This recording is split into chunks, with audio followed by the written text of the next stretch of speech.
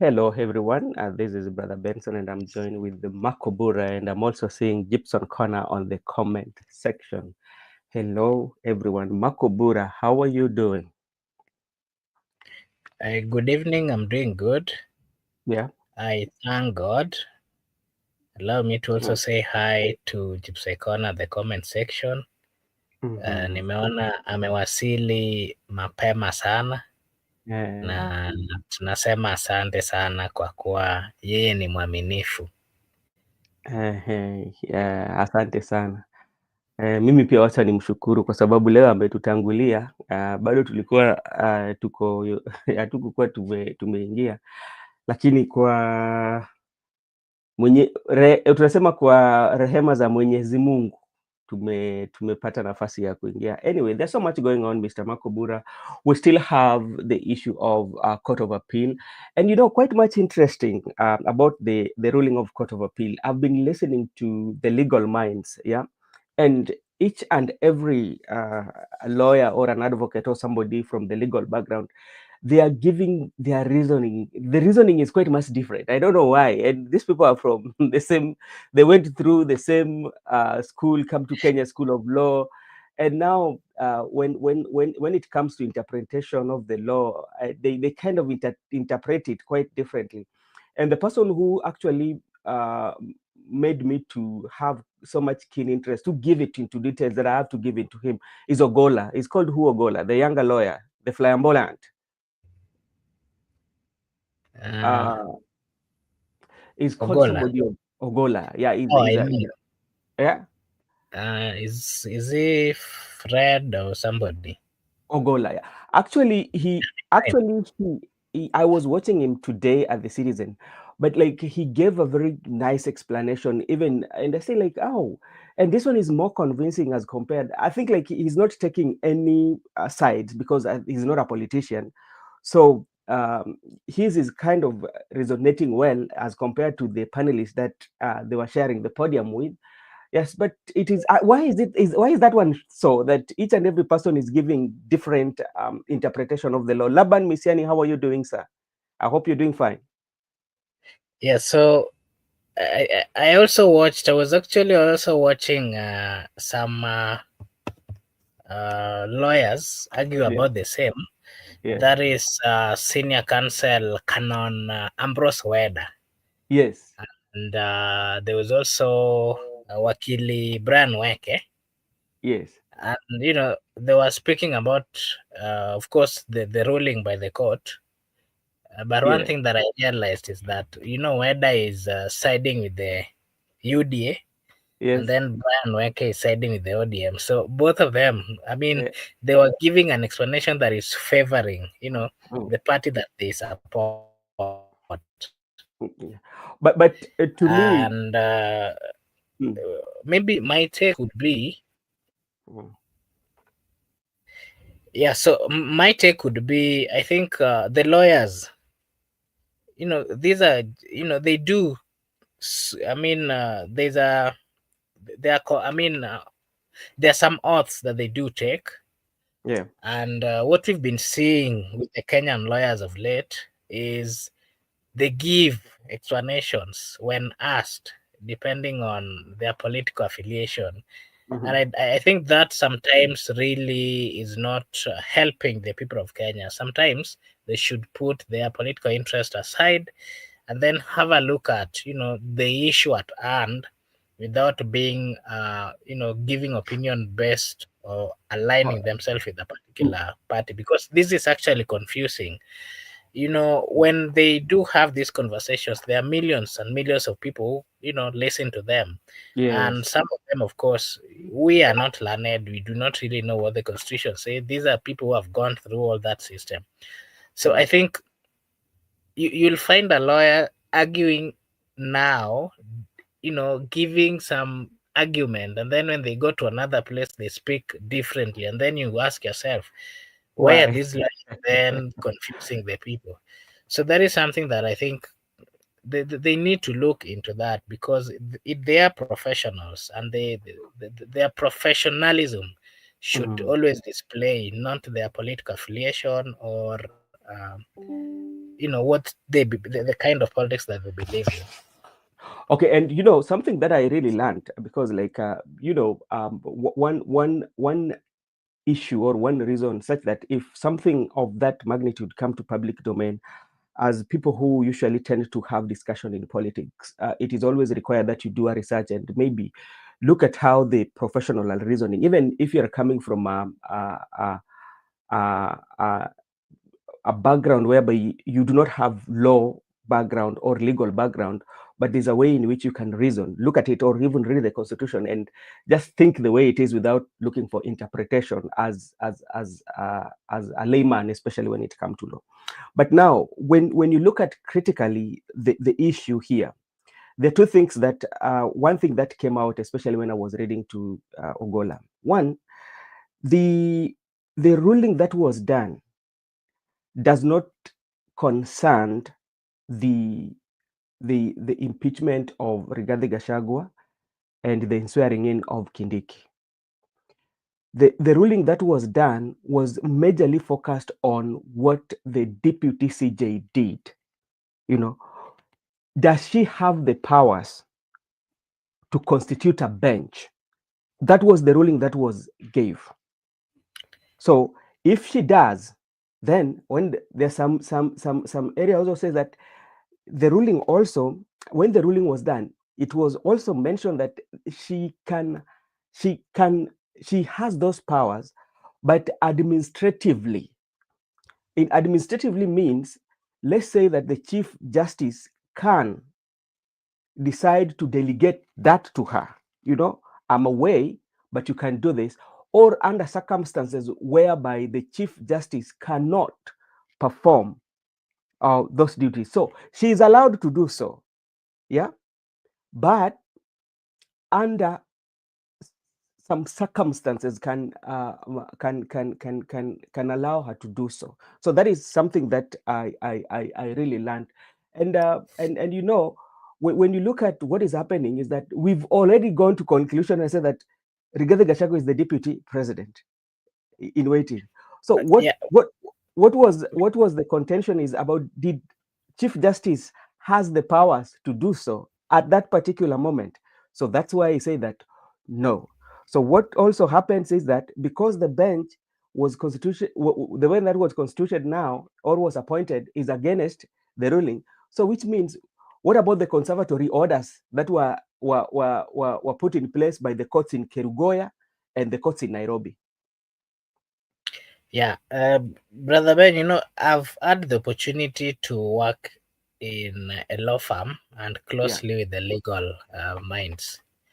And just like you've put it, there are so many questions, of course, which are also arising. Because, impeachment is a constitutional process. The constitution has to be followed.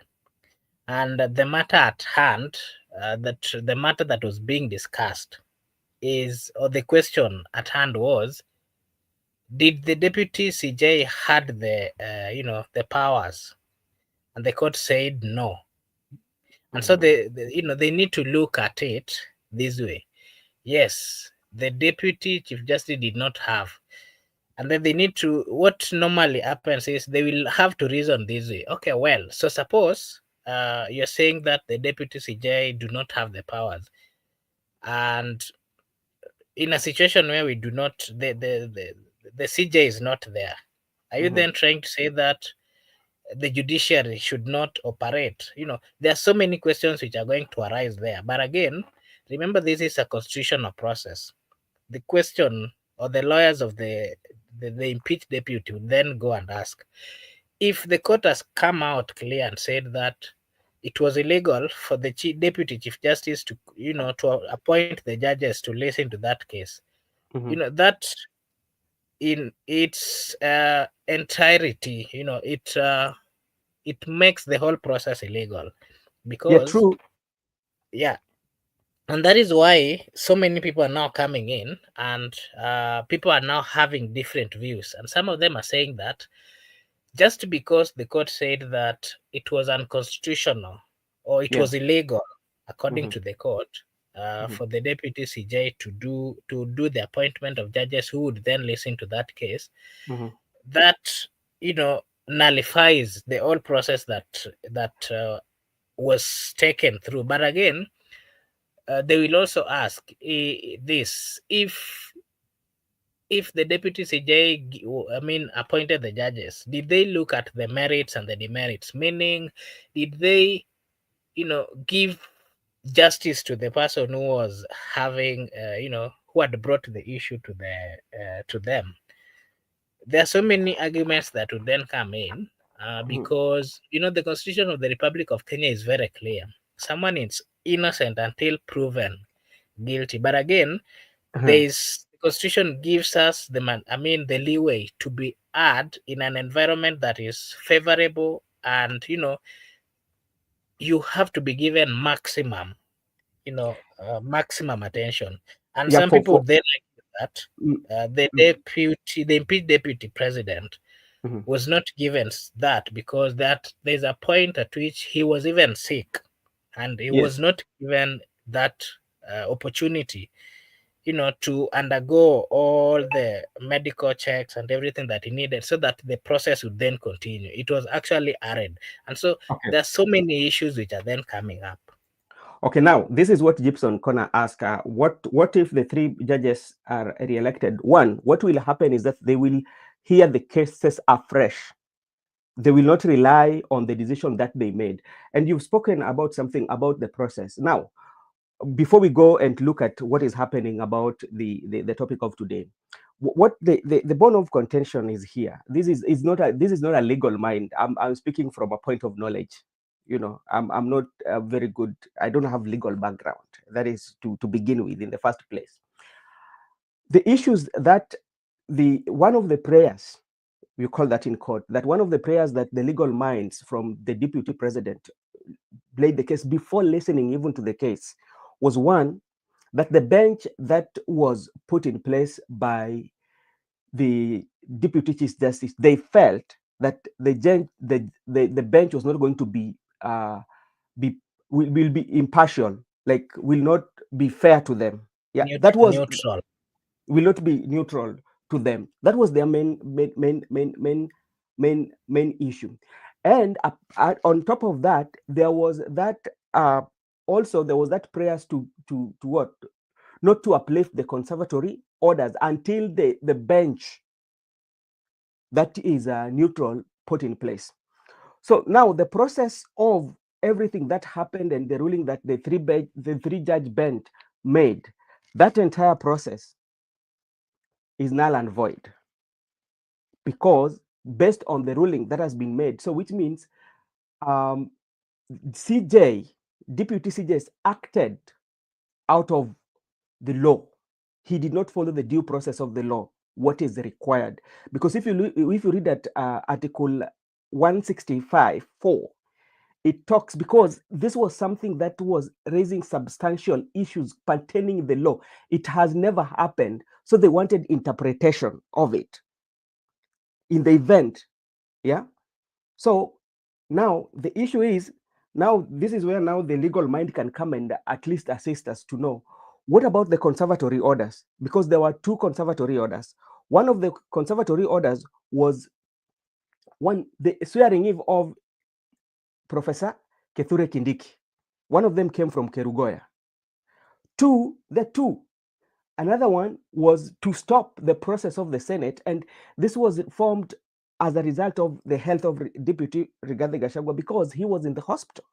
So when the entire process, because even there are the judges who uplifted the conservatory orders, and that the lifting of conservatory orders to let the swearing in of the president and deputy president and the Senate process to complete, that's what the legal from the parliament and the Senate were fighting for. Because immediately it was uplifted, you saw how it hurriedly, within a period of 4 hours, the Kindiki's name, everything was already in place, and that what stopped the hearing until you said, now because this one has been uplifted, now the hearing will start on such a date.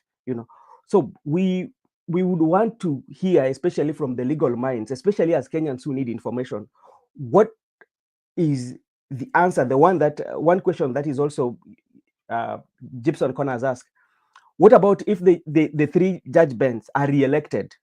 Yeah, that is one. Secondly, what about the conservatory orders? Are they still going to be effective? Yeah. And now, what about the process of swearing in Mr. Kindiki? And those are now the things that are going to come later after answering the conservatory orders and everything. So it is still complex, and I hope things will be okay. Let me see what. Yeah, but again, maybe to clarify something which is also very important. Yeah. By that, by what the court said, Yeah. it now affirms that the deputy president's case has not been, fully heard, and for that reason, now Yeah. constitutionally he's allowed to actually vie for even presidency. No. That is what it does, because Mm. what the constitution says is, Yeah. when you Mm. are impeached, for Mm-hmm. example, whether as a governor, or whether when you're impeached in the Republic of Kenya, Mm-hmm.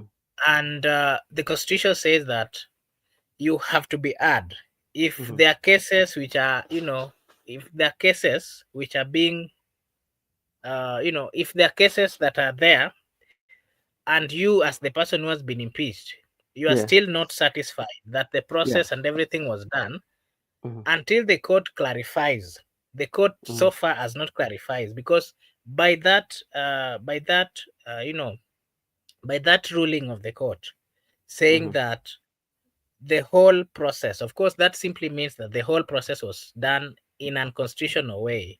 And Yes. for that reason, there's no way, if he wants to vie for any position, actually, he can argue that he was Uh, not fully heard, and the constitution is very clear. Makobura, you're missing the point. It's not the whole process. Where the issue is here, yeah, the contention of the issue here is not the whole process of the impeachment. That is not the issue. The issue is the bench that was put in place. And after looking at that, the bench that was put in place, now the next question that we should ask ourselves, because at the time when the bench was put in place, the High Court had already put conservatory orders. There was that one from Kerugoya and that one in Nairobi. Yeah, yeah. Before even the bench was put in place, the conservatory orders came before. Yeah, but now it was the bench to listen and uplift the conservatory orders, and the bench that did that right now, the Supreme Court, I mean, like the Court of Appeal, has confirmed that the judges or the justices who participated in that, they were appointed unconstitutionally. So, which means we are back to the factory resetting. The conservatory orders, I think, still stays. The two of them, yeah, because they've not been uplifted.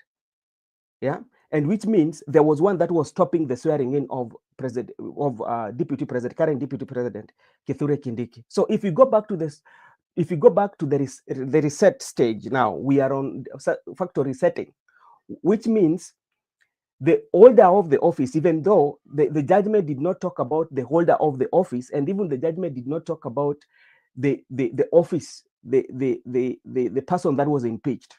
The ruling did not talk about that. The ruling talked about the bench that was put in place. So which means as it stands, yeah, as it stands, all as it stands, and remember, even with the conservatory order, the Senate went ahead and impeached Rigathi Gachagua when he was not there.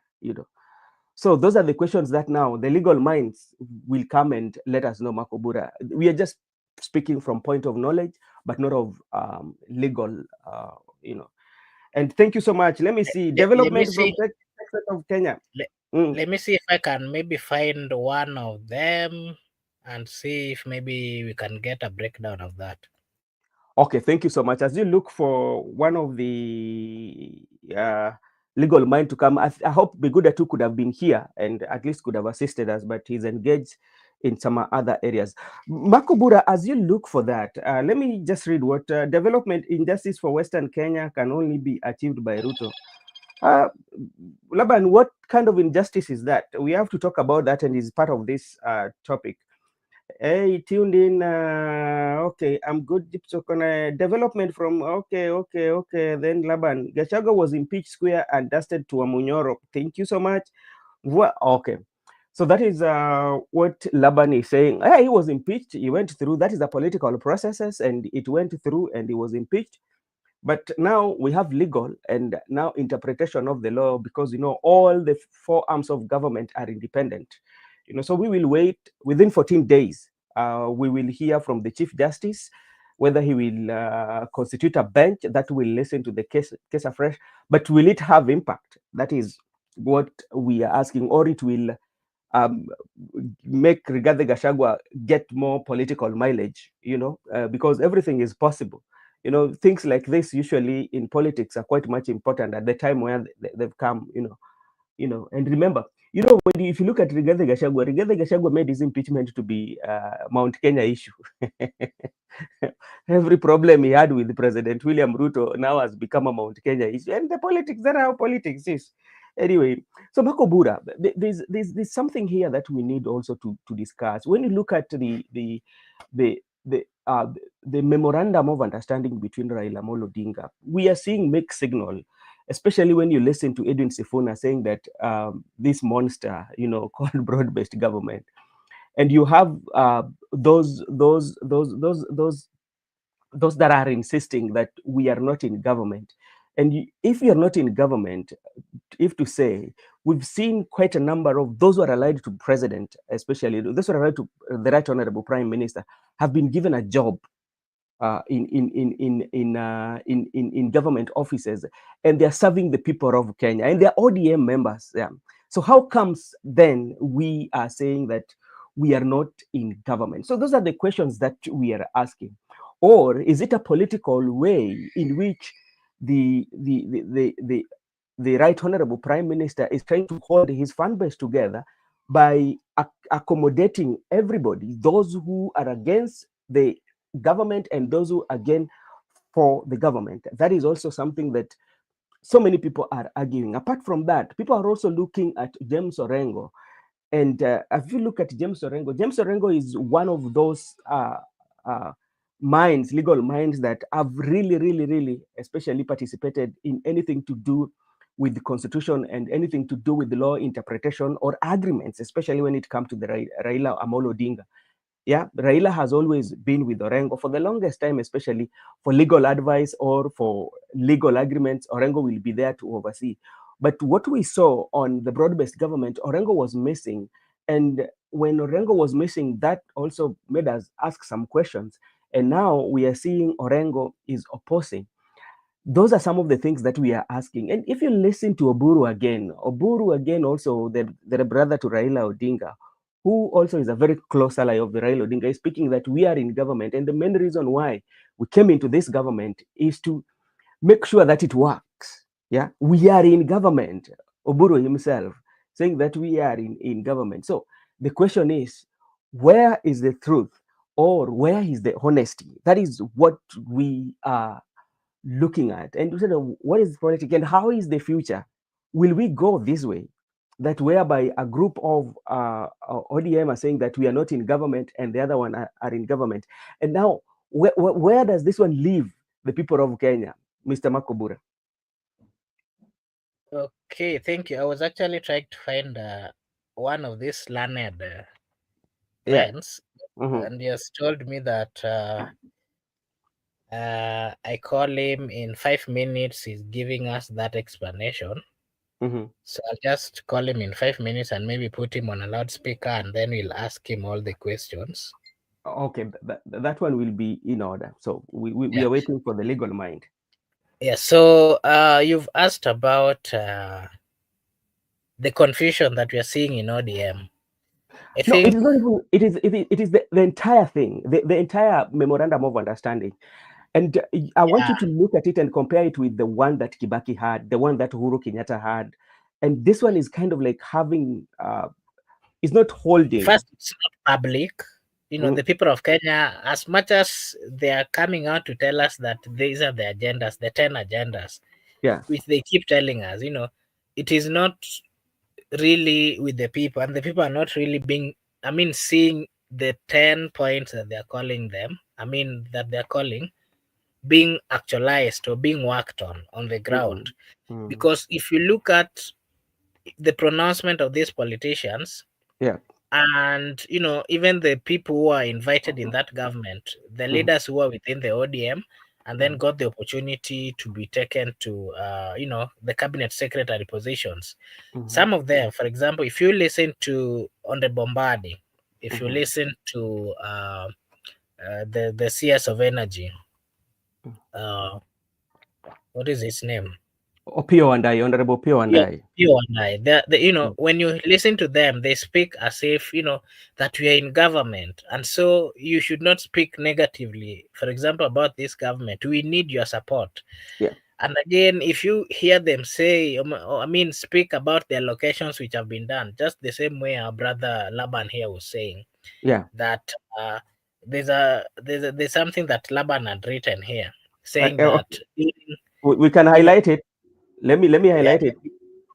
yeah, I saw it here. This one here. That development from taxes of Kenyans were only used to build central Kenya Yeah. only, and the rest of the country was only allocated CDF for development. If you listen to Mbadi and you listen to Wandayi, and they say that this is the amount that we've allocated, for example, for Homa Bay, for Kisumu, and the question is, some people are saying that that amount is actually more than the quotes that is giving for other counties, and they're saying that they need the support, and so this thing is being looked as a low, a community, the No. community. Not really. It's now from their talks, they are Yes. speaking as if now it's a negotiation between ODM, not the all part of the ODM, and a section of the UDA. And the question now we are asking is, what about the other parts of the country, especially those who are within, for example, ODM, and they also need development in their places?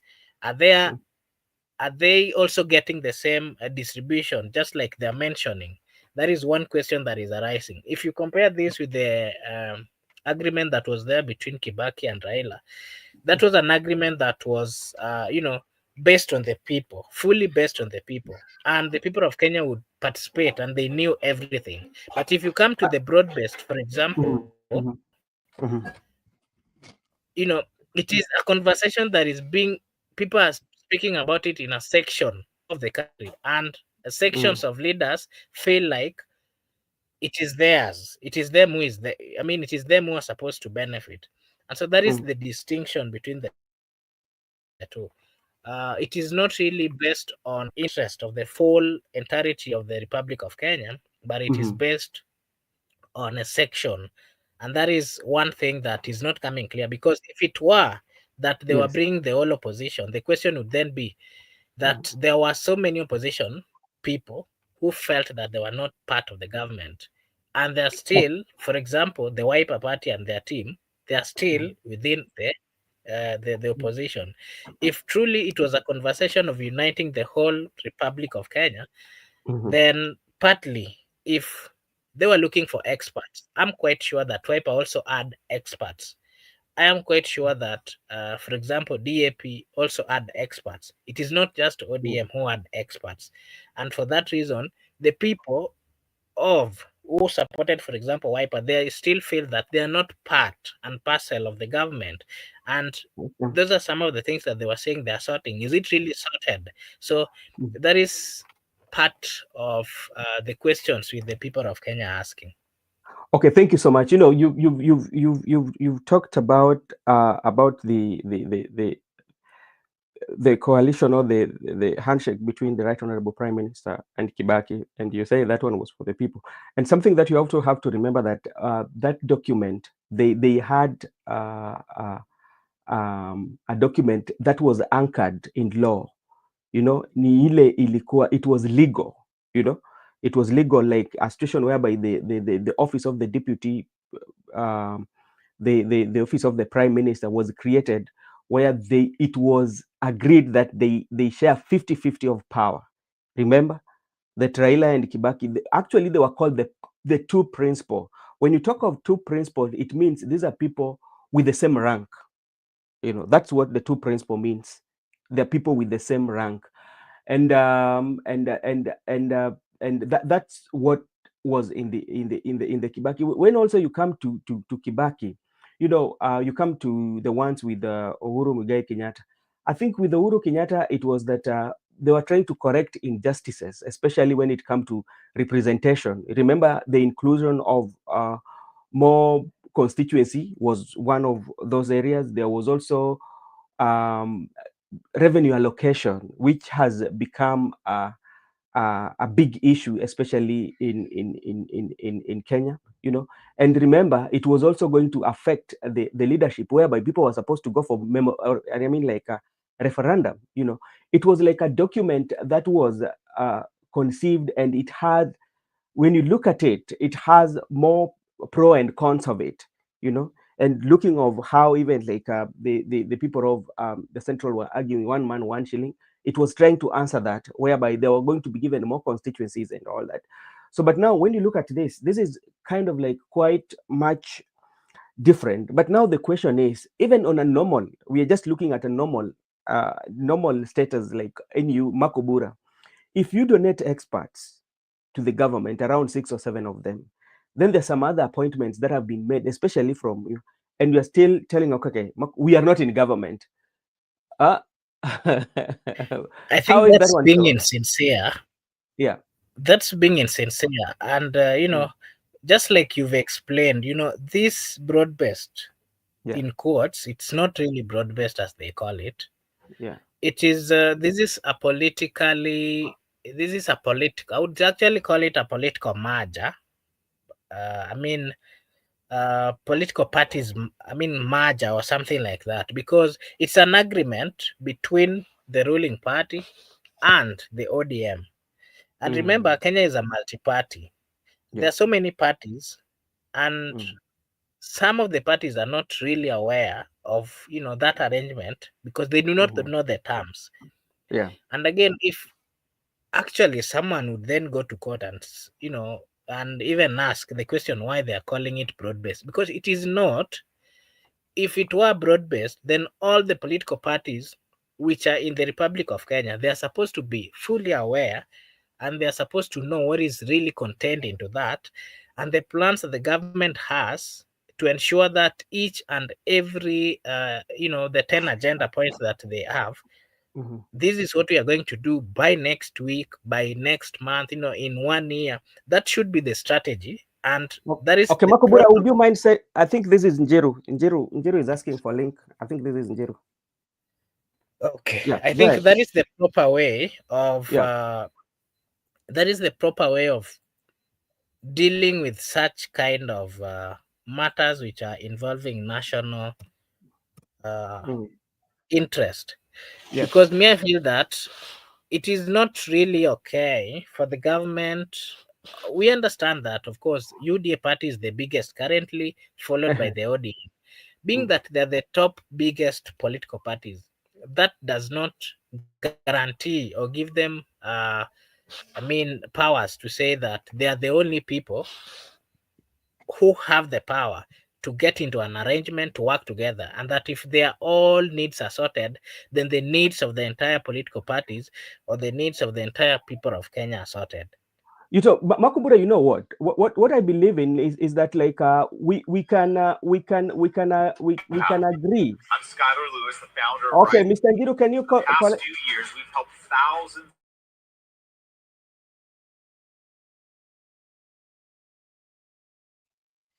Yes, brother Njiru, karibu. Benson was saying something. I don't know. Ni kama amekuwa na problem na is yeah. So maybe before I invite. Okay, oh, okay. Njiru, how are you doing, sir?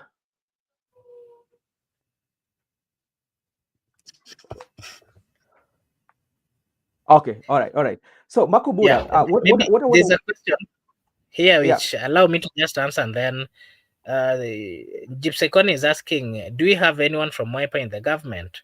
And just like I've explained, it is only those who are part of the ODM party, and some of them within the Jubilee side were invited into this government. And they're saying that broad-based is a way of solving the exclusivity that we've been seeing in the Republic of Kenya, and that it is going to bring people together. I don't think it is the reality, because there are so many political parties within the Republic of Kenya that also have experts, and their people are not given the opportunity to serve. And of course, that clarifies the fact that only the interest of UDA, the interest of ODM party, are the ones which are actually being catered for in this government. Okay, thank you. Njiru, how are you doing, sir? Yes, I'm doing well. The Lord is good. Another bright, good, serious day. Go ahead with me. Okay, this something that we are trying to get the more information about the MOU between the Right Honorable Prime Minister and President William Ruto, because if you look at it critically, there are those who are for it, especially, and those who are against it. And everybody, those who are against it are close ally of the Right Honorable Prime Minister, and those who are for it again are close ally of the President, of the same, the Right Honorable Prime Minister. Do you think this is the scientific maybe Raila Odinga is using to get hold of the fan base of the Luo community, especially by Orengo coming out to criticize, to make them feel that we are not part of the government, at the same time also to cater for those who say that, okay, we are in government, that holding in brief or holding holding his fan base in brief with the two factions in ODM. Do you think that is one of the things that is playing part? Yeah, thank you for arriving here. Yeah, as usual, I can see our able fans. Gibbs Corner, ambaye ananichongwanga sana. There is Brother Mbadi. It's so unfortunate I'm unable to avoid Gibbs Corner. Everywhere I go na mukuta. So Gibbs Corner si atisi siku moja nisikukute, kwa hiyo pahali yote naenda I'm meeting you very busy there. Anyway, so I appreciate the day, because frankly speaking, I think Gypsy Corner is one of the most patriotic human being I've ever seen. The enthusiasm anakuanga nayo, Gypsy Corner ko kila pahali, for your information. So, Brother Benson, this is one of the fun we all share. So, huyu ni fan ambaye ameamua kujirarua. So, ako kwako, ako kwangu. Sasa tukitoka hapo utasikia akinisumbua hapa, akiniuliza, Njiru, unafungua kwako? Yaani ni msumbufu. Ni sawa lakini. So wacha niingie kwa hiyo story ya broad-based government. Yeah. Number one, broad-based government is not documented. Yeah. It is something which is a gentleman's agreement, because Mr. Ruto would not want a burden of being taken to court. So don't think that Mr. Ruto would be crazy to document. When we talk of a memorandum has a concept of action. Yeah. But this agreement between Ruto and Raila Odinga, it has nothing. They just said they are donating experts to each other. So the memorandum does not say how do we kickstart it, how do we end it, what is the breach, in case if there is a breach, like ni kitu kama ile tu tunaweza kutana tu na wewe Yusuf ananiambia sema it is not gazetted. So what I'm trying to say, it's a gentleman's agreement in a way that oh bro, tusaidiane. Yes. And inawa kusaidiana, nitakugonga bilioni 2 wewe uende ukajipa okay, so that's how it is. So when you see Kenyans trying to think too much on this broad-based government, it is not something which you can have palatable documents on it. What is the disciplination in case one of you breach the contract? So, and I want to tell people, if you are trying to follow broad-based government agreement, you are wasting your time. It is not something you can piece up together. It is something between Ruto and Raila Odinga.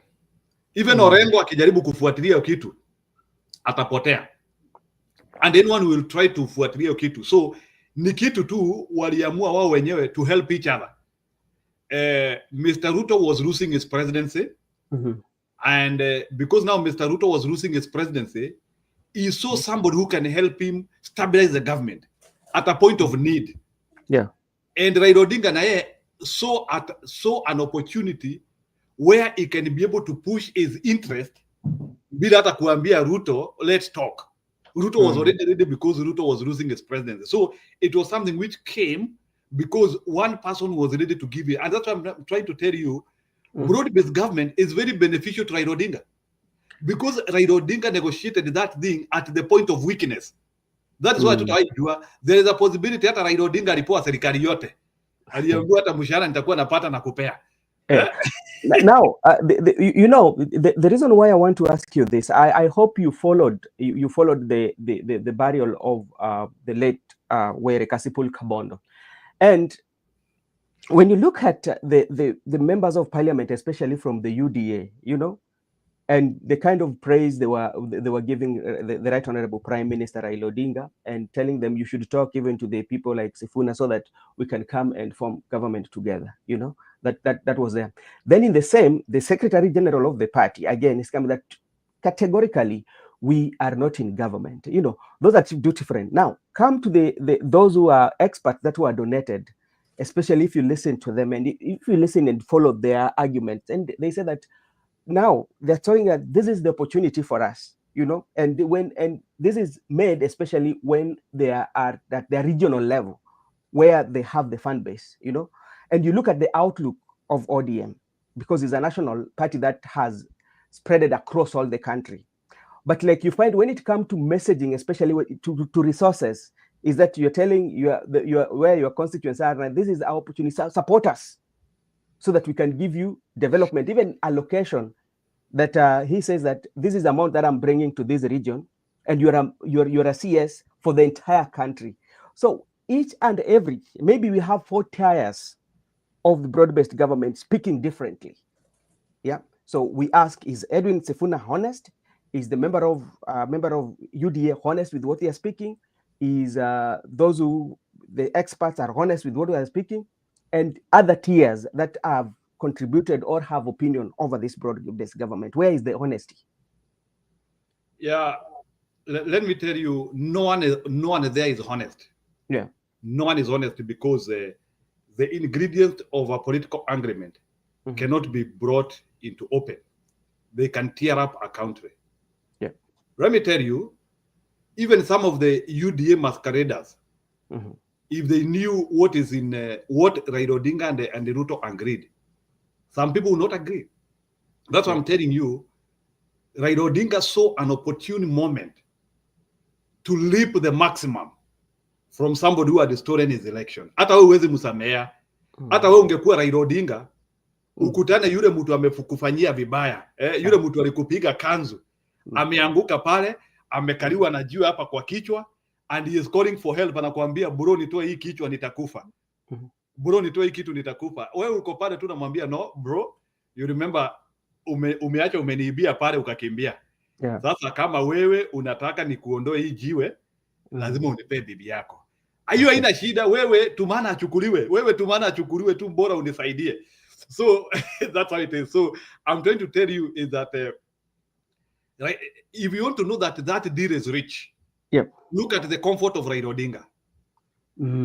There's no, look at the way comfortable Raila Odinga is. It is not like it's not like this deal is even better. I'm talking of Raila Odinga. This deal is even better than the Nusumukata government one.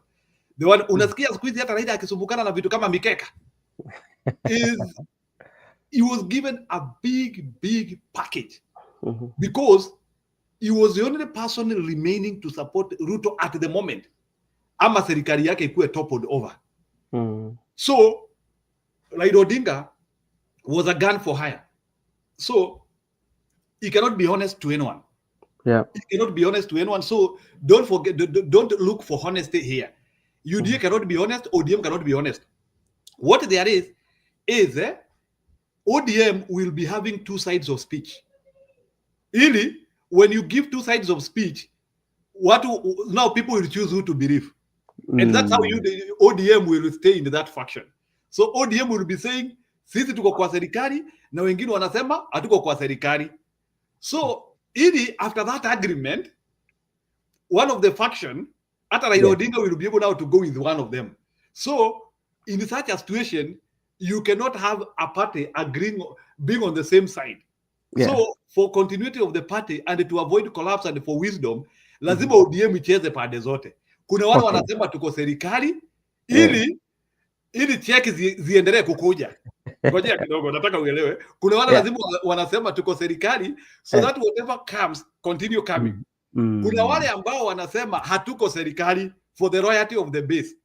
I want you to understand that. So, whatever is happening in ODM is a plan. Wanasema unajua, tukiingia UDA sisi wote tumeisha. So, in other words, is a balancing off of both the fan base for the Right Honorable Prime Minister, so that you don't lose their fan base because you have the game. Yani, Nibi, let me show you how they are playing it. I want you. Naona Gitonga wacha nikuoneshe vile wanacheza. Ni kama ile unaulizanga msee, sato unaenda. Yani like mnataka kwenda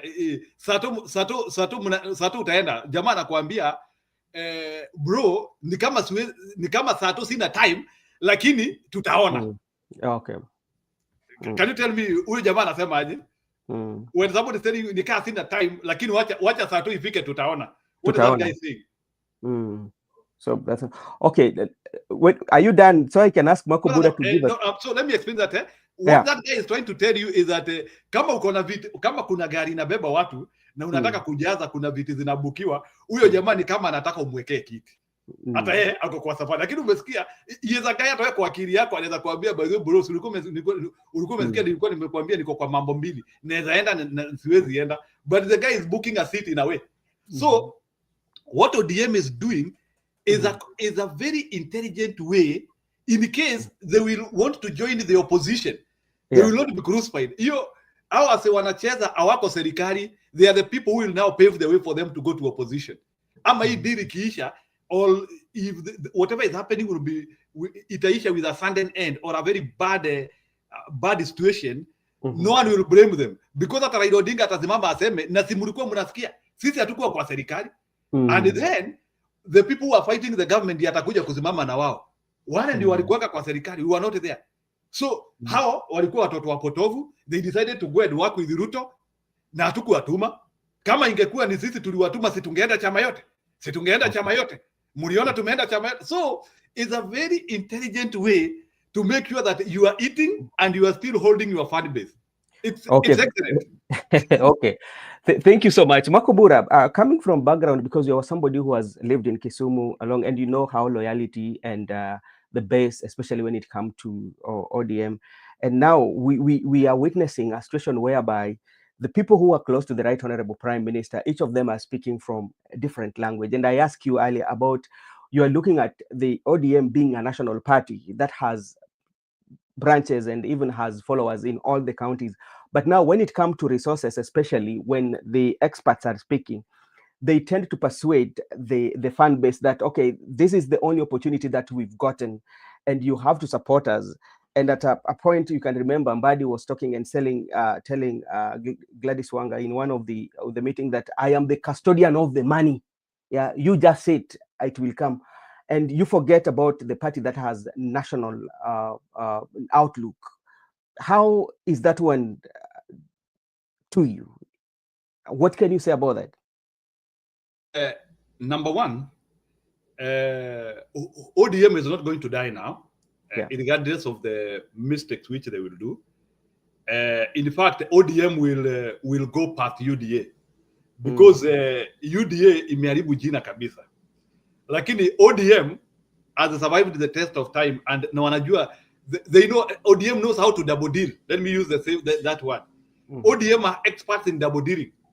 What is double dealing? ODM is that party which ili ambayo inacheza both sides. So what ODM has done is they are just doing what they know to do best. Na Raila Odinga is an expert wa kuruka deal. And hata Raila Odinga akiruka Ruto sahi, people will forgive him. Why? Because that is what he does. Because unajua atatokezea, then usikie tu akuje tu aseme mimi mkiangalia hivyo, mimi naweza fanya na Ruto. Mimi ukiniangalia hivyo, mimi naweza fanya na Ruto kweli. Alafu na hiyo story ishe hivyo. So that's what I'm trying to tell you is that the casualty in this union is UDA. But ODM will not suffer. Where ODM will suffer is in their diaspora. Oh. Where they have people elsewhere. But in their backyard, ODM will still be intact. In Nairobi, ODM will be intact. So maybe, but an ODM guy in Central could feel left out. An ODM guy in Garissa could feel left out. But so they are not going to lose much. So what I mean here is that all what we are saying about Gladys Wanga and the rest, it is sibling rivalry, which at the end of the day does not amount to anything. And Raila Odinga eventually will pronounce himself. And you know, when Raila Odinga pronounces himself, finally the chicken return home. They know how they are going to solve their matter. So the casualty here is Ruto, because Ruto, UDA has collapsed. He wishes that ODM could support him, and if he could even vie with ODM. We are not sure that ODM would want natural death by allowing Ruto to vie with their party. That's the only time ODM can die. If ODM allows Ruto to manage them, they will die. Because Ruto has a tendency of anything he touches, it dies. So, but as long as Ruto is just collaborating with ODM vile na collaborating nayo, Raila ataruka tu. Because Raila is a master of he is just camouflaging. He is a master of he knows his next move. That is what he has done for the last 40 years. So Raila Odinga even knows 2027 what he will be doing. Hata kama hata simama anajua candidate yake atakuwa nani. He knows how pale anapanga. So casualty hapa ni Ruto, because Ruto is not building his base and he is withering every day. And it is good for us ili akufe.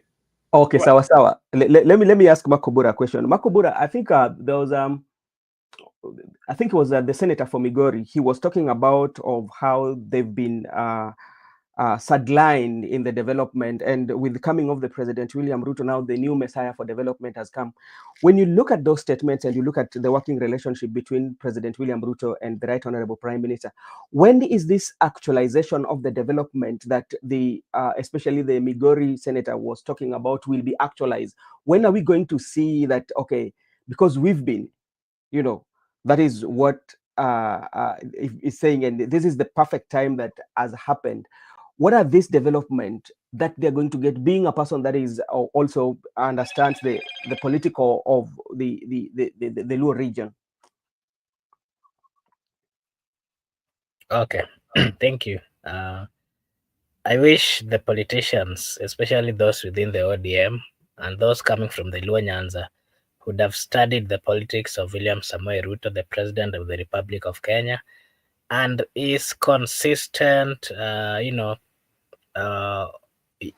use of certain wordings. I don't think the president is someone who can be trusted. Just like if you saw him today, he mentioned something that while he was having a press with the president of, is it Finland?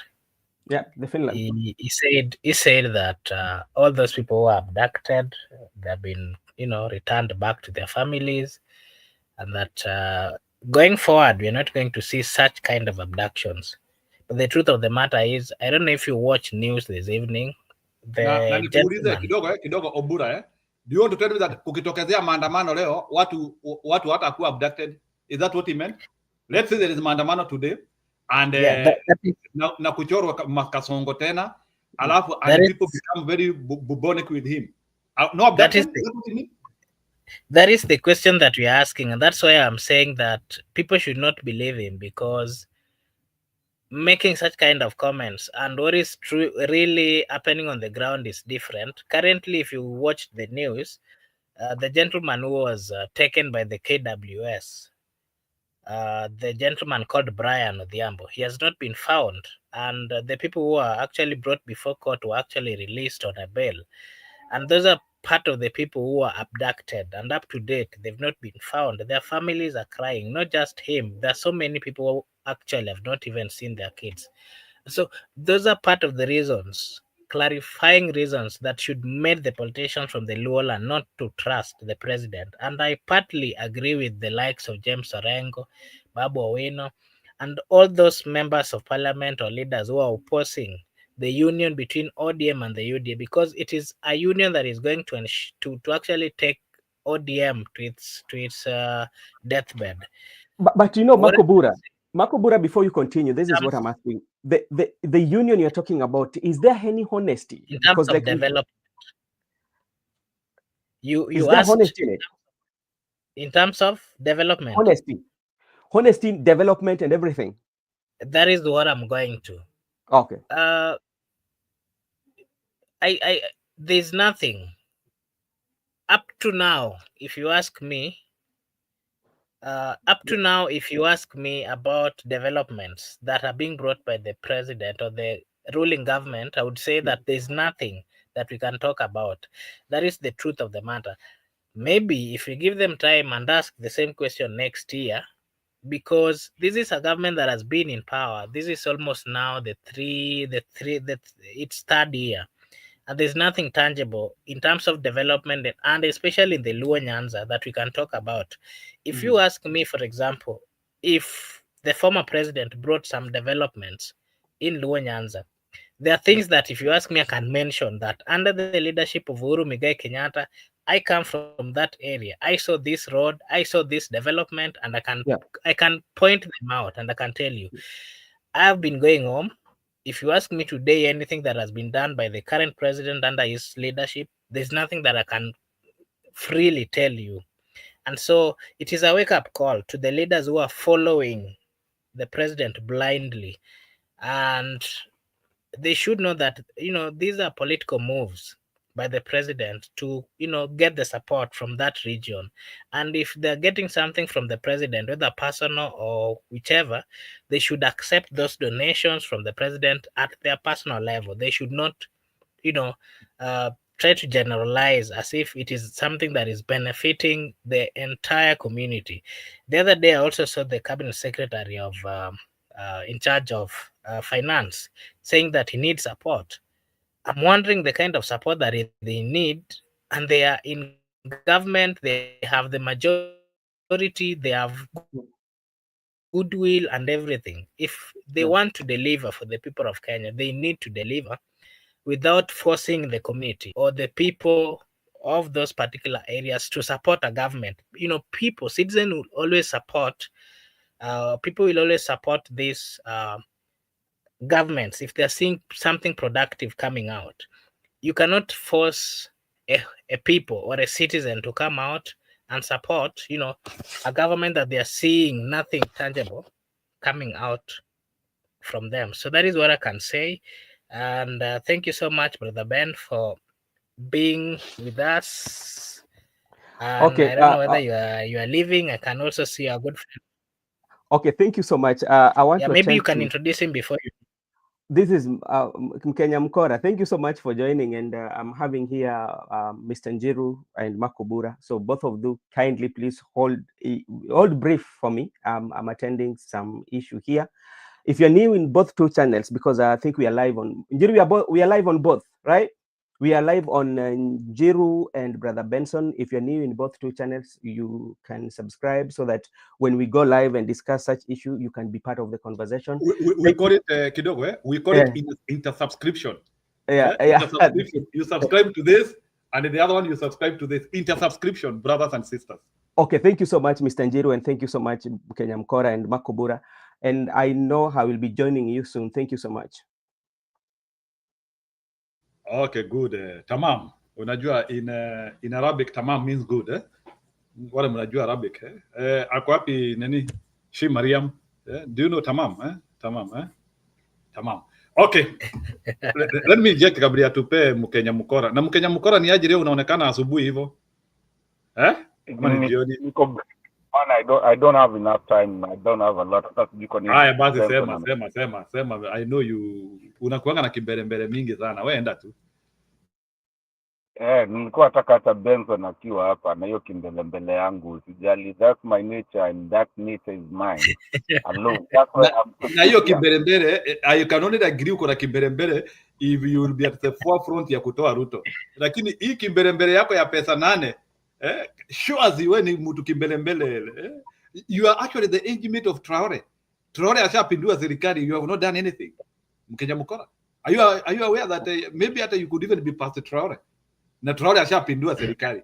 So history ya kuendesha Acha niulize Mkenya mkora his take on the topic that we are having tonight. Mkenya mkora, kwanza karibu. It's been a while. Karibu huku, tumekukaribisha. Maybe you can give us your take on the topic that we are having today. Why Raila-Ruto MOU has not united both UDA and ODM leaders. We are seeing, leaders having different comments and different political stance. You can give us your take on that. And we had briefly talked about the implication of the court ruling on the issue of Gachagua, saying that the DCJ, the Deputy Chief Justice, did not have the it was illegal for her to constitute the bench that had the case, and for that reason, according to them, it was illegal. What are the implications of that ruling? Maybe you can give us your take on that, Kenya Mkora. Thank you, ladies and gentlemen. Njiru, asante sana. Mimi unajua kabisa mimi. Kwanza today I'm coming in as an angel of doom. na wewe ni muongo sana kidogo, na ukimaliza unitafute, ujue ni muongo sana. Wewe ni muongo kwangu, sijui sio kwa raia, lakini wewe ni muongo sana. Look for me and clear your name. Wewe unanianika mbele watu, nipeleke DCI basi. Anyways, so now moving on. Number one, first of all, appreciate your attack. I mean, all these channels, I think we do a very good job.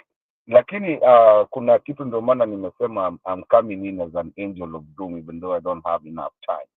Is that sometimes, first of all, okay, I'll answer. Let me first of all go with your question of what are the implications of the Gachagua case. The Gachagua case, we all know the guy is not fit for any seat. Chapter 6 says that Deputy DCJ, whoever is allowed to constitute any panel that they can. Where was the DCJ? In Kenya. In your job, if you're the Wendo Mdogo wa CEO, are you not allowed to make decisions? You can make decisions. Where was she not to make that decision? Did she run away from her office that day? Because we know she was still in Kenya. And even if she's not in Kenya, if she leaves, who else? Does now the judiciary stop? If both of them are not there, does the judiciary stop? No, it's nonsense. And this is the nonsense we are talking about, and Kenyans, we are not going to be buying this nonsense. It's just nonsense of trying to come around. If a case has been said and you've gone to go to the appeal courts, appeal, ikianguka imeanguka. Don't be saying that the only person who can make a decision of a court, that a judicial court of a whole country, is one person. No, it doesn't work like that. Never in any world jurisdiction. Makubure, it has never happened that only one person is the one that can actually make a judicial case sitting. Otherwise, then we need to fire all of them and then just let one person be making that decision. Why do we have, even in the Supreme Court, why do we have 7 sitting judges? Odd number. So that there can never be I mean, if you have an odd number, there will always be a winning, because there will always be either 3 to 2. You see? So what is this? That's nonsense. Gachagua is unfit to be holding anything. He's been kitu yake ilienda according to chapter 6 of the constitution. The funny thing is that I even saw Mazakarua on national TV being asked that thing by Ndu. And she really went about everything. Not wanting to talk about chapter 6. And if you ask the people who actually kind of go towards the constitution, no one wants to talk about chapter 6. Because chapter 6 actually takes you out. Now, I like one thing Gachagua siku moja alisema, hata kama kitu kwa ndani naweza fanya huko nyuma. Yes, he has a right to be in political whatever conditions or decisions or whatever, but he cannot hold a public office. He's been impeached, ilipita. Hiyo imeenda. He can be huko nyuma, but he cannot hold constitutionally any office.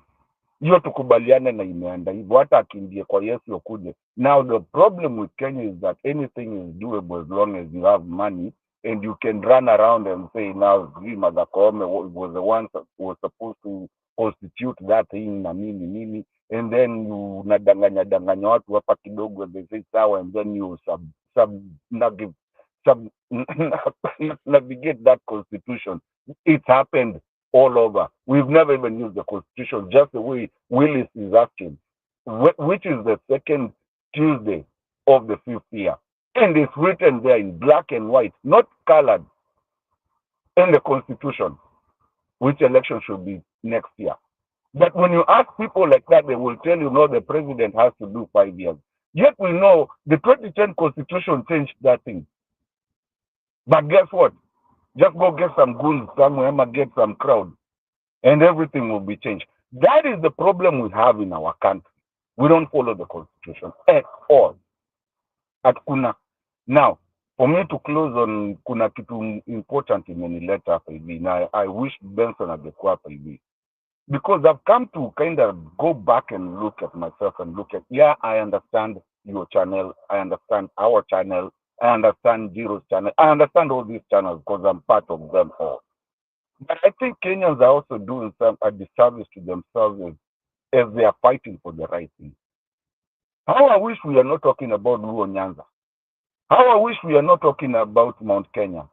How I wish we are not talking about kwetu kwa Kalonzo.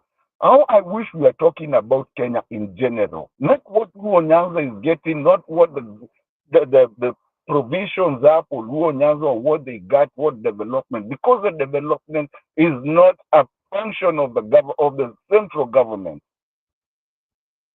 There's a reason we have devolution. So when you see barabara imejengwa hapo kwako, it's not Ruto that gave it. It's not the central government.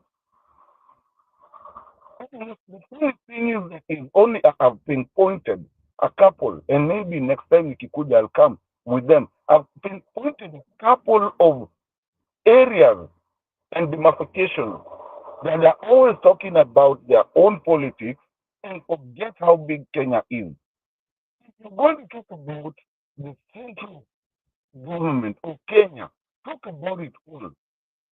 The local politics, we can leave it to other channels and to now we start talking about Ukambani. Even not even Ukambani, I can go into talking Mitaboni, but there now I have to talk to those people down there.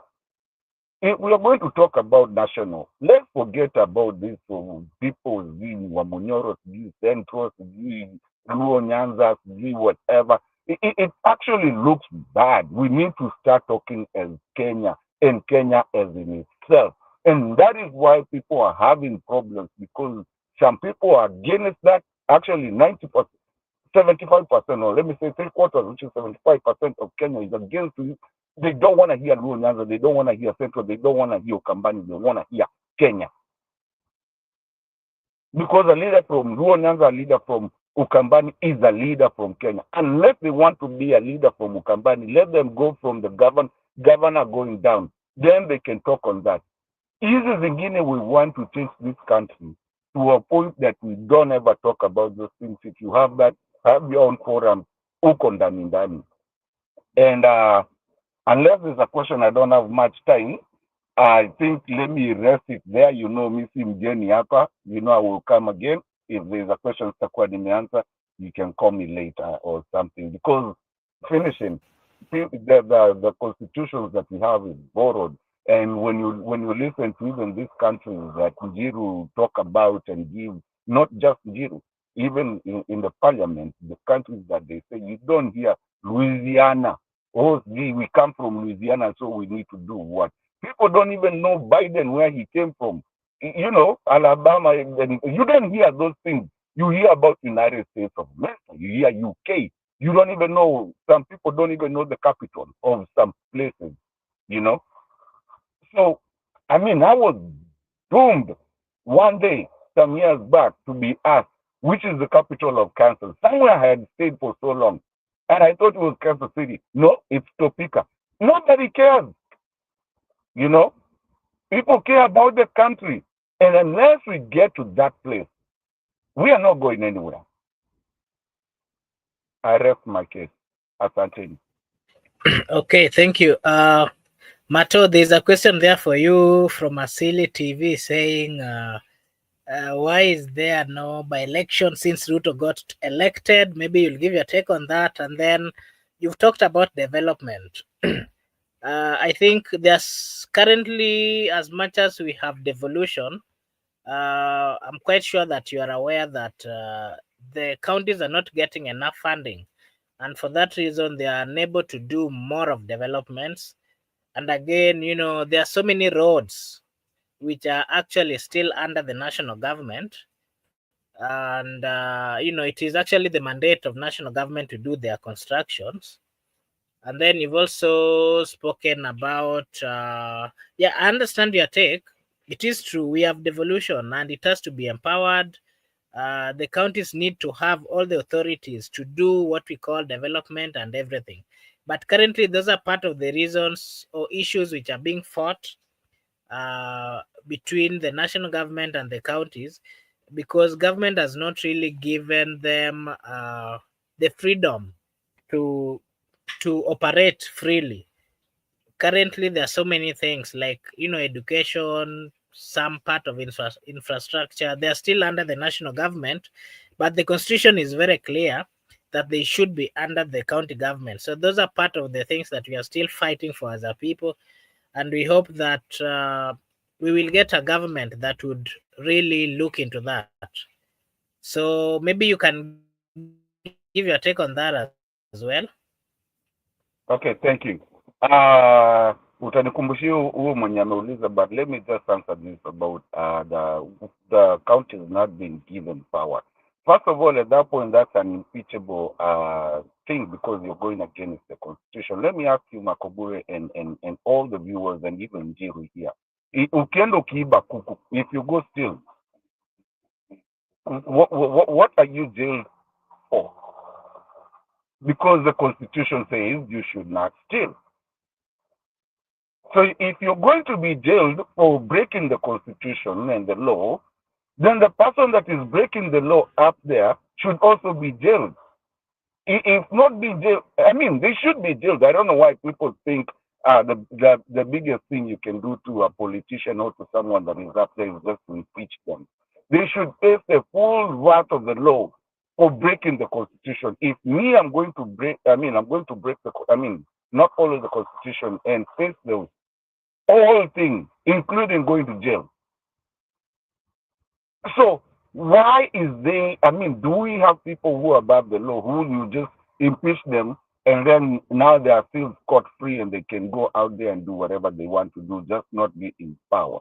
You know, so that's something that needs to be iwefunzo kwa watu. People need to start following the constitution. However, I had someone say, you know what, we need to start even taking some lands that we hear. People have gone and taken lands, and also after taking the land, we jail them, so that iwefunzo watu wajukufuata constitution. Or we change the constitution and we make two of them, one for the citizens and one for those people who are elected.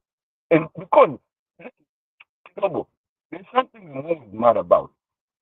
Do you know that ati mtu akiongelea kitu kwa parliament ati there's nothing you can do to them? They passed a law like that. If you're in the parliament precincts, there's nothing you can do to them. You cannot take them to a court of law. It's like they didn't speak with their mind, with their mouth. So that's nonsense. And these are the things that we have to be very cognizant of. I remember one time, this guy, the one that went to CNN, Larry Mado and Boniface Mwangi, stopping an MP going on the opposite side of the road, saying that he's going to be late to get to parliament. And they told him, hapana, ungeamka mapema. That is exactly what we're looking for, because that is the law. Nikumbushe jina hiyo swali lingine hiyo jamaa mwenye ameniuliza huko. Please, haraka please, as I go. Anauliza, why is there no by-elections? By-elections since Ruto got elected. Because, first of all, yeah, let's be clear. We see the top house, the 7 and whatever, they don't run elections. IEBC has been there. And remember, we pay these people every month. They go home with a check. And there are so many, all over hata kwenyu hapo nyuma wako. They can run an election. But because these people just want to just play around with it because they know Kenyans see that election can only be run by the commissioners. So they play that game so that you don't go and mwanze mchezo huko mwanze kusema muna impeach mtu kwanza hao wako huko juu ama nini. So that they show you guys that there's nothing that can be done. So you guys relax. Now, I want to ask you, in those places where there's not been elections, are they received hata ile kidogo yenye wanapimaga the constituency fund? They have. From MCA, from whatever, they have. Toa hiyo kitu inaitwa CDF. Toa pesa yote kama hamna nini. If you don't have a leader, toeni yote. Uone venye watu ABC haita haja kosa. If the reason that we don't have those by-elections is because of IEBC commissioners who do not even know some of those rural areas that do not have their representatives as we speak. Remove their money for that constituency or whatever ward. Remove it and see how people watapiga kelele. Na itakuwa mwananchi, itakuwa those elected people out there and watapiga kelele waseme hapana, we need so we can get that money. The thing is, you're getting money that is not accounted for. There was no leader, so mtasema ilibiwa na nani. So some of them go do that. I heard a story. It's not a story, it's something I know very well because it's touchy on myself. Someone that went to schooling outside the country, and he was given that funding. This is 7-9 years ago. And he got one semester of that funding. It was like 100K. When they went back, years after they went and struggled and whatever, they cleared the school, probably never even did what they wanted to do, but anyways, they got into another career. They went back and they were just going to just investigate. They went to because now they had someone in the government who could actually look at it. They went and looked and they realized that 100,000 has been paid. For those 10 years, it's still being paid. Even today, so you wonder what kind of nonsense we are doing in our country. And these are the things that need to come to light. Anyways, guys, asanteni sana, nimeshukuru. I hope kuna mtu amesikiza. Asanteni na kaa nimejibu maswali vizuri. Jiro, I'll see you later. I'll make sure I call you about that call.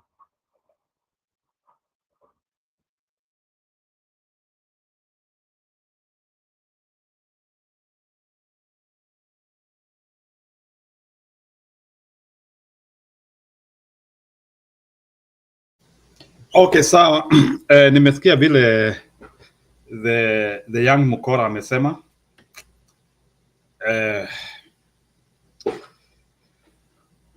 What I know is that the good opposition is going to form. At the end of the day, if there is any fakery, is going to wither along the way. So I'm never worried of fakers. I'm never worried of people who are not doing the right thing, because I always know that time exposes everything. So I'm one of those people who believes that if something is not good, is not methodological, tutakuja kujua. Yeah, so I'm not worried of this one is a mole of this one is a mole of this one. Yeah, within 3 years or 2.5 years, as we have, tutakuwa tumejipanga vizuri and we will have known who is who. Let me comment on something very specific and dear to me, because I've been shocked. I don't know how many people, maybe Bwana Obura, maybe you have been following that, I don't know. But I'm really shocked. I'm hearing that maybe I might have received that news late, but and I don't know why I'm not hearing those news being discussed by many people, or I don't know. And I don't think it is Ruto government trying to destroy that person. I'm hearing Irungu Kangata alikula pesa ya waadhiriwa wa ile ndege ilianguka. So I don't know. Umesikia hizo story? Yeah, nilisikia. Yeah, nilisikia. I think I've heard amekula pesa ya watu 6. Yeah, I heard he released a statement saying that is a politically it's political. So I didn't really get to read everything about it. Even if it is political, at times we also need to analyze the issues like was Irungu Kangata involved with the Boeing compensation? We need to start there. Was he involved in Boeing compensation? I haven't really read the whole thing, but from the briefs that I was seeing, it was, I think, one of the lawyers or something like that. But maybe you can have that talk tomorrow. I was actually talking to one of the lawyers who are one of the best lawyers from the, do I say Mount Kenya region? He's one of the lawyers that has really, he has really done much in terms of changes of so many things. And he has promised to join us tomorrow, Brother Njiru. And I hope you can also come tomorrow in the same, you are talking of Ndegwa Njiru? No, it's called Jackson Ndegwa Njiru. He's not the famous. He's not the infamous Ndegwa one. No, he's not the one, but he's also popular. You remember? I don't know. Hey, how comes he has the name Ndegwa Njiru also? Yeah, it's called Jackson Ndegwa as well. Oh, he doesn't have Njiru. Yes. It's just Jackson Ndegwa. Okay. Do you know what is Ndegwa? I've just talked to him. Sorry? Do you know what is Ndegwa? Not really, unless you you don't know what is Ndegwa? We gitonge bu ambia Obura Ndegwa ni nini? Ndegwa is a bull. Oh, okay. Ndegwa ukisikia mtu akisema niko na ndegwa 3, niko na ndegwa 3, anasema niko na bull 3, ama nikuuzie ndegwa ngoenderie ndegwa. Yeah. So I'm actually inviting you. We can engage him, you and Brother Benson, tomorrow. We'll give him time, and then he has much. He has actually so many cases that there's one that was that one we will check. But one thing which is there, and I wanted kuwa na msimamo. The reason for no election is the same reason Gachagua impeachment is not valid. I don't know who is being referred to. First of all, yeah. So let me comment briefly about those impeachment kabla nirudi kwa Irungu Kangata. I have withdrawn my support from him, whether he has stolen or not. I believe a clean man should afai kukuwa na mandoadoa. So I was thinking he is a good man, but if he participated in eating the money of the dead, I cannot be honest. Brother Njiru, let me tell you something before we penalize someone. You know, for example, lawyers. You know, these people do interact with several cases, and I think what we can do is to maybe just do we get to understand You what really see, happened. in Kenya, there is no any allegation which has ever been qualified. For me, in Kenya, I treat allegation to be a truth. In Kenya, an allegation is a truth. Waiguru allegation yake mumemaliza. So for me, you know, we don't lack short of good people in Kenya that if Irongo Kenyatta has been involved in the stealing of needy people. Huyu ni mtu amekufa na ndege, a very painful death. Na hii pesa inakulwa na nyang'au. A stupid fellow anakuja unakula pesa ya mtu amekufa na ndege. The family of those people are just is evil. It's just evil. We know that this money Boeing is giving cannot replace life, but at least it can be able to give that family some decent life until at least that wao wakufe. If they had kids who are going through education system, wanaweza soma kutoka kwa hiyo pesa.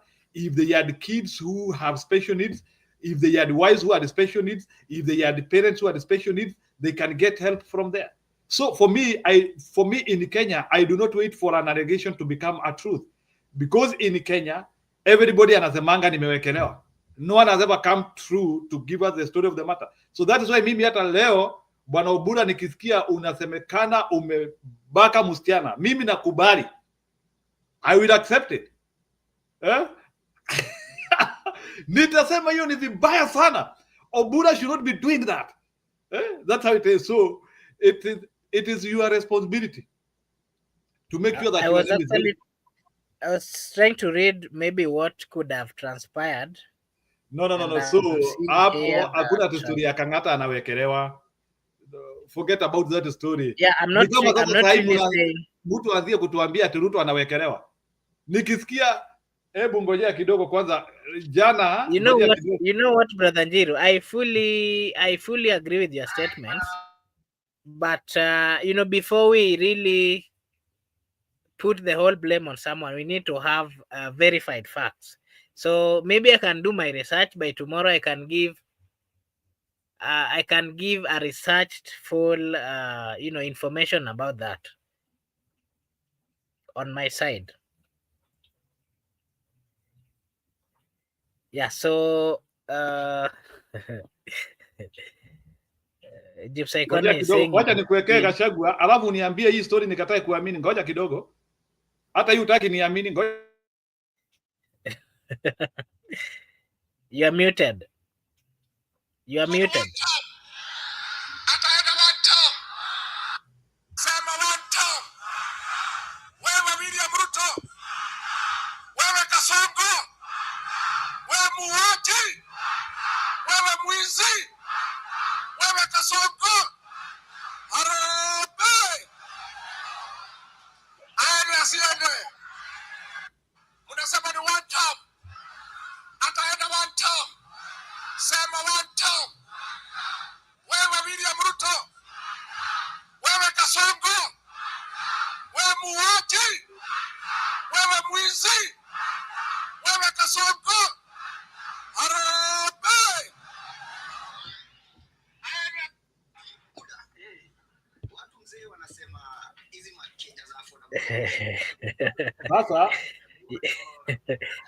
Yeah, I actually watched that. So ndio nataka hata hiyo ni uongo. Tungojee verification ya hiyo.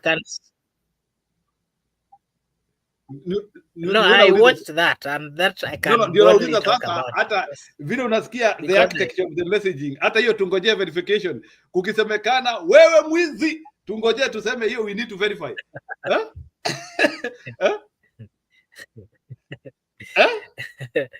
No, hata hiyo tungojee. Ni wewe nakuuliza Bwana Obura. No, that's okay. That's something that in public domain, everyone knows. Who doesn't know that people were abducted? Who doesn't know that people's rights were infringed? So that, of course, does not need. So that is the reason why Obura against that. In Africa, where we are not scientific to look for evidence. In Africa, where we are not scientific to look for evidence, anything about kuwekelewa ama sio kuwekelewa, it amounts to truth. Because why Kangata and not somebody else? Why Kangata? Why did the chance fall on Kangata? Why did the probability fall on Kangata on issues ya kuiba pesa ya Boeing ya kulipa watu? Don't wait. We know that he is going to pay a lot of money to clean his name, but the truth of the matter is he cannot convince me otherwise. It is so unfortunate if that is what he did. No, and for me, I take character as something very key. Kuna watu wanajaribu kuniambia ati Ruto ni mtu mzuri sana, ati hata maisha imeanguka. For me, let me tell you, my contempt on Ruto is not about what he will do moving forward. My contempt on Ruto is that he killed young people. People will never return on this earth again. People who had an opportunity of living the next 40 years with good na wasaidie nchi yetu. How ni wale watu waliua? That is why I cannot forgive him. Hata unga iuzwe 50 bob. With the death of those people, I cannot forgive him. Let me give you an example of what is happening. There was a very senior person who was talking with me, and I was very embarrassed. A very senior person was talking to me. Sitamtaja ni nani. I was very embarrassed. Nilikuwa naongea na mtu very senior. Sasa nile wakati mnajiintroduce. So mimi nikasema yes, I'm Njiro natoka Kenya. Hey, are you from the country where the president is killing young people? I'm talking of a foreigner. I felt embarrassed. So me, I had even to start saying, even me, I don't support that government. I'm an opposition. We are also. Can you imagine you are referring yourself as a Kenyan? Na ile swali mtu anakuuliza, hata mtu akuuliza historia ya Masai Mara.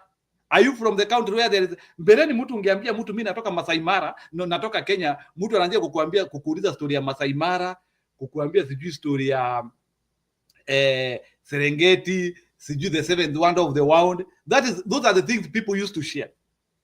Right now, I've met with somebody, nikimwambia natoka Kenya, ananiambia, are you from the country where the president is authorizing young people to be killed?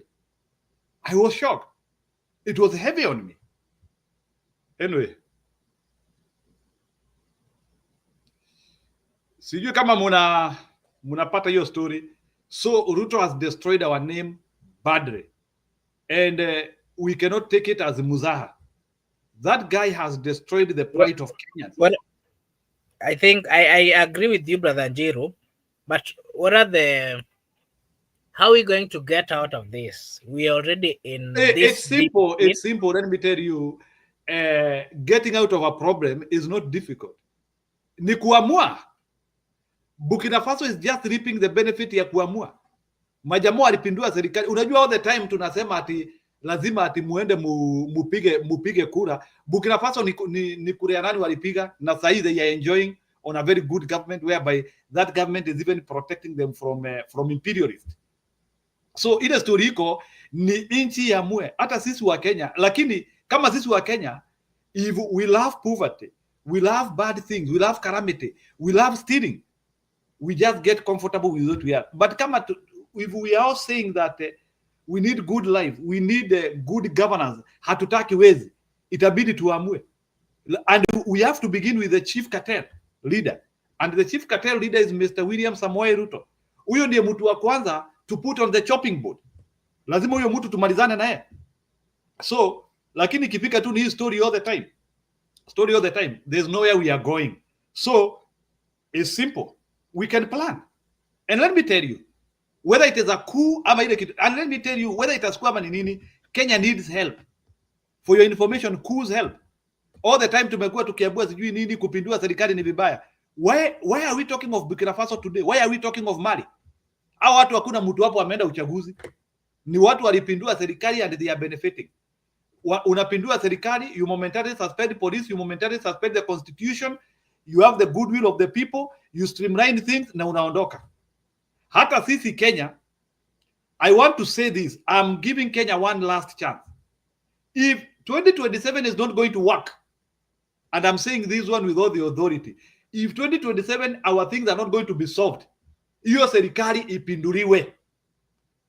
And I cannot undo the ones I've said. I'm still hopeful with Kenya, but I'm giving Kenya one chance. Kama 2027, we are not going to make it. We have to start championing and looking for ways in which hiyo serikali itapinduliwa. You cannot live in poverty and in issues forever. So if 2027 things are not going to work, we have to move on the direction of Burkina Faso. Because remember, Burkina Faso is enjoying. And it is a product of kupindua serikali. Nani hakuna ile siku mtai niambia kupindua serikali ni vibaya kidogo. Burkina Faso and Mali single death no washapindua single death. Mnaniambia nini ati kupindua serikali ni mbaya? Itabidi tupindue hiyo serikali. 2027 is the last time. Mimi 2027 kikiumana, I will be a open campaigner of coups. But wezi anzia kuniambia ati all the time tupige kura, na munapiga kura munaingiza Ruto. Munapiga kura munaingiza Ruto. Mtu anakuja kuamalizia kabisa. There is no way. So 2027 is our last opportunity of sanity. 2027. If 2027 we are not going to bring sanity, sasa tuanzie kupinduanga hiyo serikali. Tunapindua huyu, tunatoa, tunaweka mwingine. After 2 years tukiona huyu jamaa afanye vizuri, tunapindua huyo, tunatoa. We will have to go in that level. There are people who have worked on it. There are people who have worked on it and it is working. If Burkina Faso were given these stories we are being given, ngojeni uchaguzi, Burkina Faso could be the same quagmire which we are. But it took courageous men in that country wakapindua hiyo serikali. I will never criticize coups. Coups help. Coups help. You could not be talking of Burkina Faso today if coups are bad. You will not be talking. Lakini Kenya tumefunzwa uoga wa coup. Ati kusijui kupindua serikali ni vibaya. Kupindua serikali ni vibaya. And the same Kenyans munasema kupindua serikali ni vibaya. You are having wallpapers ya Ibrahim Traore. I saw even a guy from Liberia having a wallpaper ya Ibrahim Traore. Hadi nikamuuliza swali, huyu mtu unaweka kwa wallpaper, how did he come to get into power? Yeah? Alipindua serikali. Nikamuuliza, did he do bad or good? Kaniambia it is dangerous but we are doing. So kupindua serikali ni vizuri. Kama huyo jamaa anapindua hapo, anakuja kwa niaba ya raia na asaidie raia na aheshimu watu na afanye kile kinahitajika. Hakuna ile siku hata moja mimi nitawahi chukizia mtu sababu amepindua serikali. Siwezi. Huyo Traore sahi mnamsifu dunia mzima, Traore. Where did Traore come from? Nani alipigia Traore kura? It was the action of the gun. Wanaenda wanashika rais mateka pale kwa presidential. Let me explain to you where Traore came from, because naona tu kila mtu dunia mzima when Traore is in event, kazi yenu ni kumpikia makofi tu. Akienda huko Russia, kazi yenu kusema Traore. Do you think of where Traore came from? If Traore used to kupindua serikali, angemiss kidogo hivi, angekuwa marehemu sahi. It was a risk beyond risk. Traore tu angemiss hivi. Hivi angemiss tu hivi. Aende tu kupindua alafu tu siku nao walijaribu hapa Kongo. Ama mkuona wale walijaribu Kongo wakiwa na msaada wa wazungu. Kikaumana. Mnaona vile walifanywa. Let me tell you, that is the reason why we are respecting Traore, because Traore knew that wakati amepanga kupindua serikali, kikiumana, he is on the chopping board. Na ujue kupindua serikali ya usamehangwi, hiyo inakuanga kungolewa kichwa. See, that's why you are seeing the guy is now benefiting from his courage. And the people also benefiting from his courage. Kupindua serikali sio mchezo. Ni mtu amejitoa muhanga. Sababu hiyo kitu tu hesabu yake ikose na inchi. Atikue tu serikali, ukiamua kupindua serikali na kuanga one way. Ni upindue. Isipopinduka ni wewe utapinduka. It is that special. That is why we are celebrating Traore. From now on, your moral authority, it ends after elections. No, and what I'm trying to say is, I want to see, because kila mtu hapa anaanzia kusema 2027. Wacha tungoje tuone ni nini hiyo mnapanga. Wacha tungoje. Maybe the Kenyan ballot will work. It has never worked. Maybe mko na formula. Yeah. Maybe you want to prove to the world that ballots work. Let's wait and see. But I'm saying, in Kenya, lazima tujitayarishe na jamaa wa kupindua serikali. Huyo jamaa lazima anzie kujitayarisha. Jamaa wa kupindua serikali lazima anzie. And let me tell you, you will be supported. you will be supported. I know Kenyans are ready. Kenyans are ready to support you. Pindua serikali. Kenyans are ready to support you. Ni ile, I know it's not a simple step. It's not a simple step kupindua serikali. But you can make it. And you are talking about the one who shot the family and himself. Hata nimesikia kuna deputy governor alikuwa anataka kuuliwa. So anyway, to finish my stories because I need to go for other businesses. Kenya has become a dead scene. People are dying now. People are being planned to be killed. Hata wakubwa si atu wako vizuri. So sijui kama wanakufa because of political deals ama ni nini. So sijasema tuwapindue 2027, but inasema hata mtu wa kupindua akionekana saa hii. Atunasema Gibbs Corner nangojea juu ya Njiru. Unangojea nini? So what I'm trying to tell you is simple. Huyo jamaa wa kupindua ni vile ametuweka sana. So maybe huyo jamaa wa kutupindulia serikali anangojea 2027 kiumane kabisa. Ama maybe anangojea tuanzie kutembea na magoti. Ndiye atatokezea atupindulie. But I want to tell you that dalili yote ya kupindua serikali iko. Hii serikali inaweza pinduka. Sasa unaona sasa Gibbs Corner sasa ameanzia nitakuja baadaye sio saa hii. I think in 2 hours I should be coming. So I want to go and engage other people too. Yeah, so itabidi, so Kenyans have to agree. We need, if the ballot doesn't work, we have to engage other processes. If the ballot is not working, if the ballot is not working, we are stuck with our choices. Even if they are not working, we are just stuck. We are there, we are stuck to go tu hivi. Ati mulipiga kura vibaya. Ayo ya miaka 5 ni nani hapa amezaa mtoto na akafika miaka 5? Mujue ile kazi na kuanga imefanyika hapo. Huyo mtoto umemtoa kinyesi, umemunyonyesha, akaacha kunyonya. I'm showing you miaka 5, akaacha kunyonya. Ndiye huyo akaanza kutembea. Ndiye huyo akaingia mnaitanga play group. Ndiye sasa mtoto wa miaka 5 sasa ako karibu ile vitu mnaita PP1. Ungoje hiyo yote. Ungoje hiyo yote mpaka mtoto uzae mtoto na afike PP1. That's a lifetime. That's a lot of time. That's a lot of time. Yes, Obura unaweza funga kituo sasa, mimi nimemalizia yangu. I will come later. Is that okay? Obura? Yes, I'm here. Yeah, tafadhali. Mambo imechamka. I wish ndio nakwambia Obura, moving forward we need somebody who can overturn that government. Yes. Hatuwezi kuwa tu kazi yetu ni kuongeanga tu stories za watu wako mbali, sijui Uagadugu. Hao watu mnaongea story yao Uagadugu. It is courage ya kupindua serikali wamepindua. Hakuna mtu aliwapea kura. Mali ni kupindua kula. Kupindua serikali ni Gabon ama nyingine ni kupindua serikali. Who told you that kupindua serikali ni vibaya? Okay, Gibbs Corner, you can't bank on Jino Maora when it comes to hosting. He is an ill. Ill ni Mukonga. So Gibbs Corner umeniita Mukonga. So unasema Ashley was right. No, what I'm trying to say is akuonekani mtu akona courage anaweza tupindulia hiyo serikali saa hii. It looks like everybody is pointing towards 2027. So wewe Gibbs Corner miss hiyo Mukonga. Unajua Mukonga ile tunatoa kwa maji.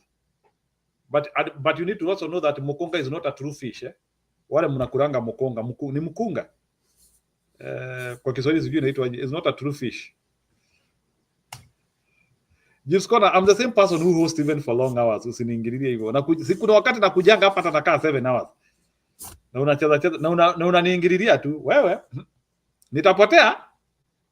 Utaulizianga walienda wapi? Si wache kutusi wakunga na uzazi ungalipo. Wewe Gibbs Corner. Gibbs Corner. Wacha hiyo.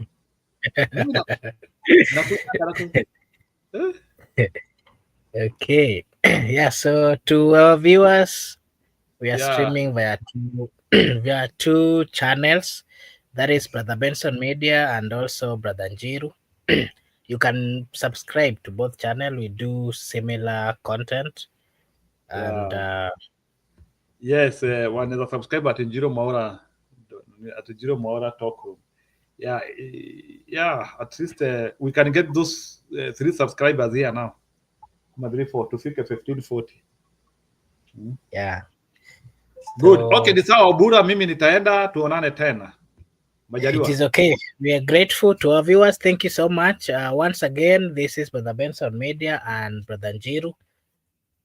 We are very much grateful for the fact that you took your time to be with us this evening. We really appreciate. We hope that you'll be with us again tomorrow. And I now want to take this opportunity to say a big thank you to everyone, Gypsy Corner, Annie, Betty Nish, Asili 2 TV, Gitonga, Yusuf, Brenda, Eden, Treasures, Judith, Laban Misiani, and everyone who actually joined us today. We really appreciate. We hope that you'll join us again tomorrow. I now want to take this opportunity to wish you all a blessed night, a blessed morning, a blessed afternoon from wherever you are. Thank you so much, and may God bless you. See you again tomorrow.